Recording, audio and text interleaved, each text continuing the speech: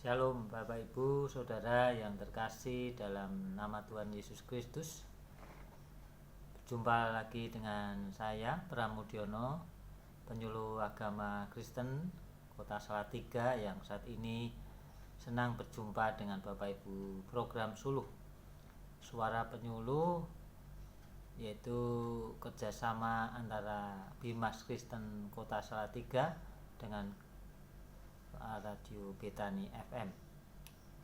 Untuk pertemuan kita pada saat ini, kita akan merenungkan firman Tuhan dengan tema iman yang sempurna. Namun sebelumnya kita akan menyerahkan kepada Tuhan supaya perenungan firman Tuhan pada saat ini boleh kita terima, kita bisa pahami. Mari kita akan berdoa. Bapa Surgawi, kami bersyukur pada saat ini karena kami sudah diberikan kesehatan, kekuatan, sehingga bisa kami ada di hari yang baru ini untuk kami bersama-sama menjalani hari yang baru dengan firman-Mu yang sebentar akan kami dengarkan. Mari Tuhan, Kau berfirman kepada kami masing-masing, setiap Bapak Ibu Saudara yang mendengar program Suluh saat ini dimanapun mereka berada. Mari Tuhan bekerja, berkarya untuk memberitakan firman-Mu ini. Terpujilah nama-Mu Tuhan. Kami serahkan program Suluh pada saat ini dari awal hingga akhir. Dalam nama Tuhan Yesus Kristus kami berdoa. Haleluya. Amin. Bapak Ibu Saudara yang terkasih dalam Tuhan Yesus, renungan pada saat pagi ini akan kita ambil dalam nats firman Tuhan Ibrani pasal 12 ayat 1 dan 2. Ibrani pasal 12 ayat 1 dan 2.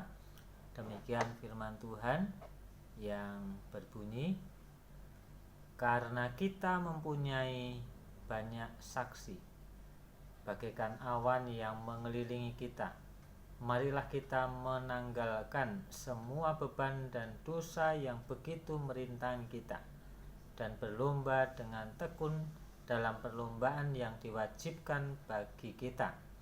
Marilah kita melakukannya dengan mata yang tertuju kepada Yesus yang memimpin kita dalam iman dan yang membawa iman kita itu kepada kesempurnaan, yang dengan mengabaikan kehinaan akan tekun memikul salib demi sukacita yang disediakan bagi Dia yang sekarang duduk di sebelah kanan tahta Allah. Bapak Ibu Saudara yang terkasih dimanapun berada, dalam pembacaan nats firman Tuhan pada pagi ini kita berbicara tentang perlombaan iman. Nah, orang yang mempunyai iman yang sempurna, maka di sana bisa melewati dan mengikuti perlombaan iman ini sampai selesai. Namun jika imannya belum sempurna, masih iman yang kanak-kanak, maka kadang bisa gagal dalam perlombaan iman. Tapi tidak mengapa, karena di dalam hidup ini kita harus belajar dan belajar terus sampai kita nanti bisa mencapai kesempurnaan iman yang dikehendaki Tuhan. Nah, berbicara tentang kesempurnaan iman, ya, kesempurnaan iman ini adalah dalam pengertian bahwa iman yang sudah dewasa, iman yang terbukti bisa mengalami banyak sekali mujizat demi mujizat yang Tuhan sudah berikan kepada kita orang-orang percaya. Nah, iman yang sempurna ini juga iman yang tidak hanya dalam berkata-kata atau perkataan saja, dia hanya percaya saja bahwa Yesus itu Tuhan dan Juru Selamat. Tidak hanya demikian, tetapi iman yang sempurna itu disertai dengan perbuatan. Seperti dalam Yakobus pasal 2:17, di sana dikatakan bahwa iman itu harus disertai dengan perbuatan. Kenapa? Karena tidak disertai perbuatan, iman itu mati. Nah, jadi antara iman dan perbuatan ini adalah satu hal yang tidak bisa dipisahkan. Nah, oleh karena itu di sini kita belajar tentang bagaimana iman yang sempurna itu bisa kita miliki atau bisa kita pelajari pada saat ini. Ada beberapa hal yang ingin saya sampaikan saat ini tentang bagaimana kita memiliki iman yang sempurna seperti yang disediakan oleh Tuhan kita.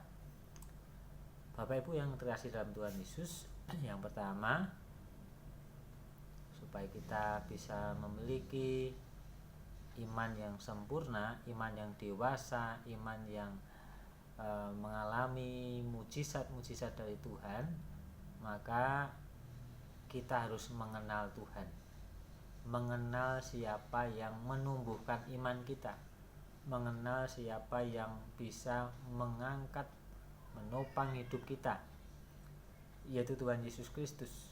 Kita harus mengenal Dia, siapa Dia, dan bagaimana Tuhan bisa melakukan segala perbuatan yang ajaib itu. Kita belajar dari seorang yang bernama Rasul Paulus, di mana dalam perjalanan iman Rasul Paulus, di sana Rasul Paulus harus mengalami berbagai penderitaan, di mana penderitaan-penderitaan yang dialami oleh Rasul Paulus ini merupakan perlombaan iman yang harus dia tempuh selama hidupnya, sehingga dia menulis dalam Filipi 3:10 yang berbunyi, yang ku kendaki ialah mengenal Dia dan kuasa kebangkitannya dan persekutuan dalam penderitaannya, di mana aku menjadi serupa dengan Dia dalam kematiannya.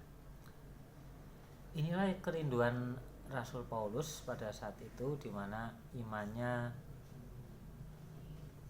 bisa dikatakan dewasa, karena Rasul Paulus hanya ingin supaya bisa mengenal bagaimana penderitaan yang dialami oleh Tuhan Yesus ini bisa dia alami juga. Ketika dia memutuskan untuk mengikuti Yesus, percaya pada Tuhan Yesus Kristus, maka Rasul Paulus juga menginginkan bisa serupa dengan Dia. Dan itu terbukti, banyak penderitaan yang harus dilewati, harus dialami oleh Rasul Paulus, dan Rasul Paulus tidak gentar, dia tetap beriman kepada Tuhan. Nah, mengenal Tuhan adalah suatu hubungan yang tidak sekedar tahu, tapi begitu akrab dan intim dengan Tuhan. Mengenal Tuhan itu berarti kita bisa mengetahui kehendaknya dalam kehidupan kita. Oleh sebab itu, mengenal Tuhan ini bisa dilakukan dengan cara kita masing-masing, baik kita merenungkan firman Tuhan, lewat kita berdoa, lewat kita melakukan ibadah-ibadah yang seperti yang kita lakukan. Itu cara-cara kita untuk kita bisa mengenal pribadi Tuhan kita Yesus Kristus. Setelah kita mengenal Dia, maka kita bisa bertumbuh iman kita, dan tentunya iman kita bisa juga sempurna. Kemudian yang kedua, supaya kita bisa memiliki iman yang sempurna adalah mempercayai perkataannya. Mempercayai perkataannya. Di dalam kisah dalam Injil Matius pasal 8 ayat 8 sampai 10 ini berbicara tentang bagaimana seorang perwira ya mempunyai hamba yang sedang sakit. Di sana hamba ini sakit keras dan hampir mati. Kemudian perwira ini datang kepada Tuhan Yesus dan dia memohon kepada Tuhan Yesus untuk bisa menolong hamba dari perwira ini. Nah, apa yang dilakukan oleh perwira ini?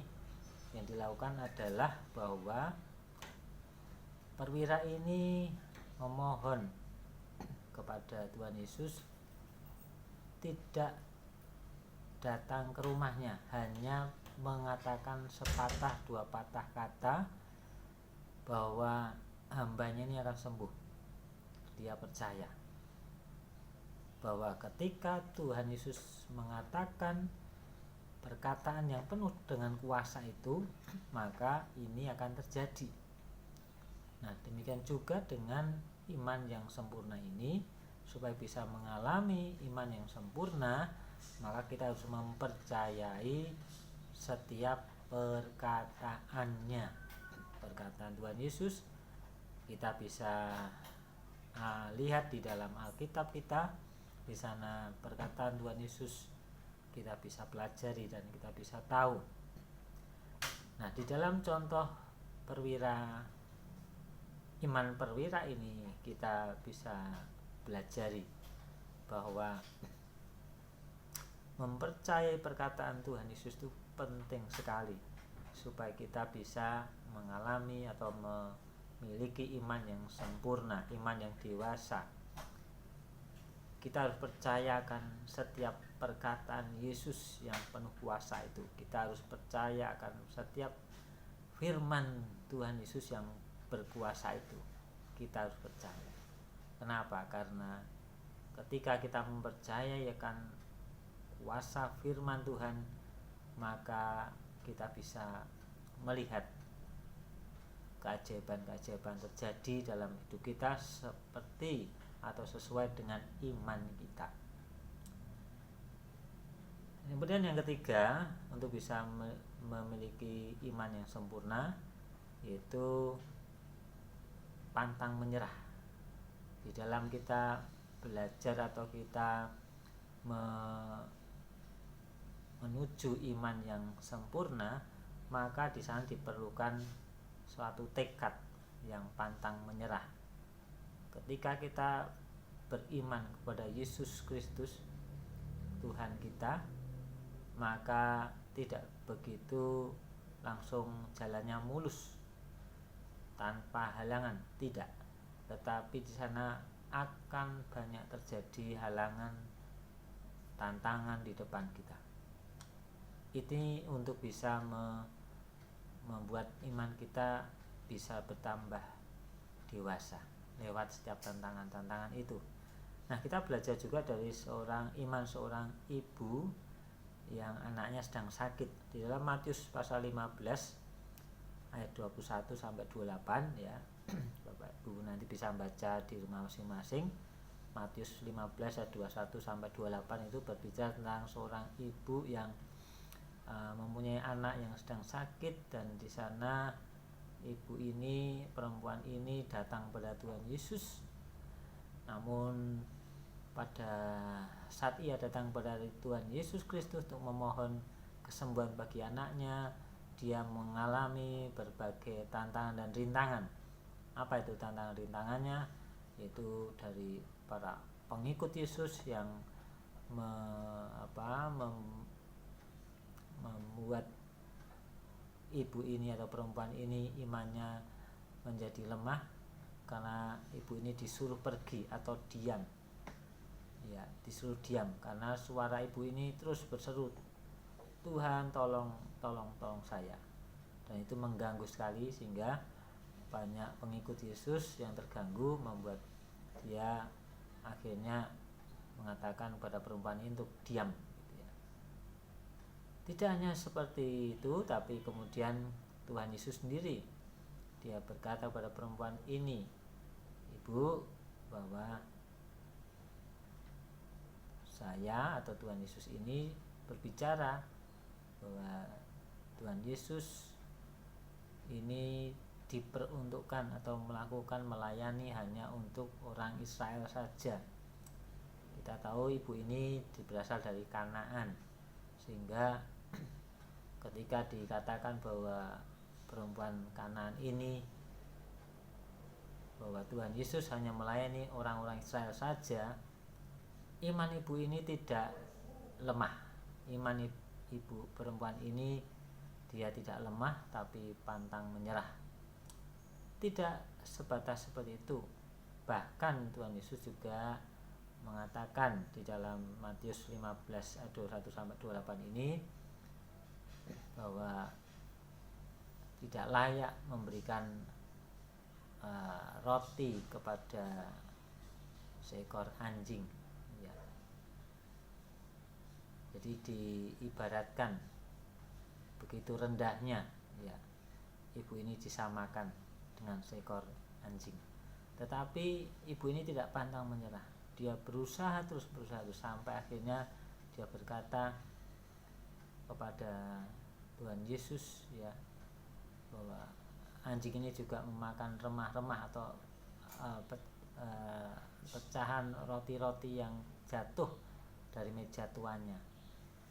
Artinya di sini ibu ini ingin sekali untuk bisa Tuhan Yesus menolong dia. Berkat tekadnya yang pantang menyerah kepada Tuhan Yesus untuk meminta pertolongan, maka Tuhan Yesus berkata, "Hei ibu, besar imanmu, jadilah seperti yang kau kehendaki." Nah, akhirnya anak ibu ini sembuh. Nah, Bapak Ibu yang dikasihi Tuhan, dari 3 hal ini, Rasul Paulus, kemudian iman seorang perwira, dan juga iman seorang ibu atau perempuan dari Kanaan ini, kita belajar untuk bisa memiliki iman yang sempurna. Kita harus mengenal Tuhan, kita harus mempercayai perkataannya, dan kita harus juga memiliki tekad yang pantang menyerah. Sehingga ketika kita memiliki hal-hal ini, maka iman kita akan bisa sempurna, dewasa iman kita, sehingga iman kita bisa teguh, tetap kokoh, walaupun badai menerpa, persoalan datang silih berganti, imannya tidak goyah kepada Tuhan Yesus. Nah, itulah firman Tuhan pada saat ini yang bisa saya bagikan dalam program Suluh pada saat ini. Sebelumnya mari kita akan berdoa sebelum kita mengakhiri program Suluh pada saat ini. Mari kita berdoa.